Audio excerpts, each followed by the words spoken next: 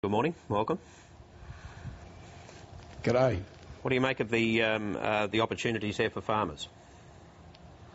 I think you'll end up with 4 squillion trees planted and corporations being formed to sell this carbon offsets, whether they're trees or in the soil or wherever, and the people that float those companies will make squillions of dollars. None of those things will work in the long term.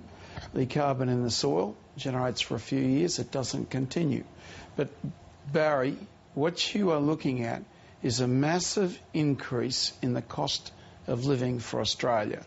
And if I pick up the ball on my own try line and I have to run 100 metres, well, what this does is run us about 2 or 3 millimetres, that amount of distance. That's not going to score a try. That is a joke. So we're going to suffer all this pain for that amount of gain out of 100 metres. But how much pain, given what we've seen about the levels of compensation this morning? Where is the massive increase? What you're saying to me is that you're going to have this, if it's going to do anything at all, that it requires a very significant cost imposition to be effective. Now, that very significant cost imposition, what they're saying to us, it won't hurt anybody. Oh, it won't hurt anybody, except the big corporations. Well, for big corporations, I read BHP and Mount Isa Mines, Xstrata, the 2 biggest mining companies in Australia. Both of them have already announced, and there is no doubt, in anticipation of this decision, have already announced that there'll effectively be no more processing in Australia.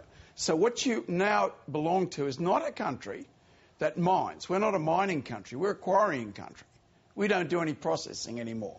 We've been reduced to the lowest common denominator. So your manufacturing industry is gone, your agriculture is gone, and your tourism industry is all but gone. All you had left was mining. But mining's gone now. A question that's often asked to the Queenslanders, though, very little benefit for Australia in quarrying. Where would the tourism industry be without the Great Barrier Reef? Is an observation that's often put to Queenslanders. At all times, I have been one of the advocates for carbon reduction on account of its effect in the oceans, not global warming. There is no science or evidentiary evidence that has been put forward in the global warming that would convince me in a million years. But in the sea there is, and I have always said that. And of course the answer was always there. The answer was always there in the form of ethanol. Now, every single European country almost has introduced biofuels. All of the Americas, Canada, United States, Brazil, have all introduced biofuels. Why is the only country on earth that hasn't done this? And if you look at how many countries have done this carbon business, well, China hasn't, America hasn't, half of Europe hasn't, none of Africa has, none of South America. Well, just 2 has done it. Yeah, sure, but what you're saying is... anyone on earth has done what we've done. So once again, all the rest of the world's wrong and Australia's right. I doubt that. Ethanol on its own. Go the other way. You're saying, all of the rest of the world has gone. Yep. No, Barry, let me finish. All the rest of the world has gone to biofuels. Yep. So once again, all the rest of the world's wrong, but the Australian government is right. Why haven't they gone to biofuels? Ask that question, I'll tell you. Because the people driving this are people that are going to make one hell of a lot of money out of this. You say, why are they doing this thing that's going to impose huge costs upon the Australian people? Why are they doing it?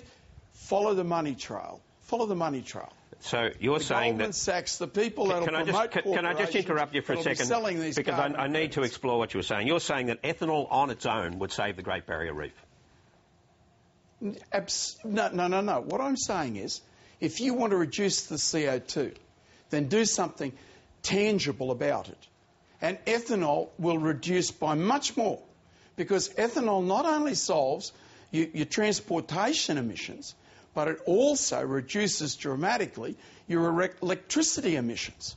Because a sugarcane mill, properly set up, they're not properly set up at the present moment, properly set up, a sugarcane mill can produce what is it, 10% of Australia's electricity can be produced from the existing mills and 2 or 3 other big mills in addition to the existing sugar mills. That could be done now, but it hasn't been done. So why would you not do the easy thing, but go to this enormously complicated thing that'll distress every person in Australia ultimately?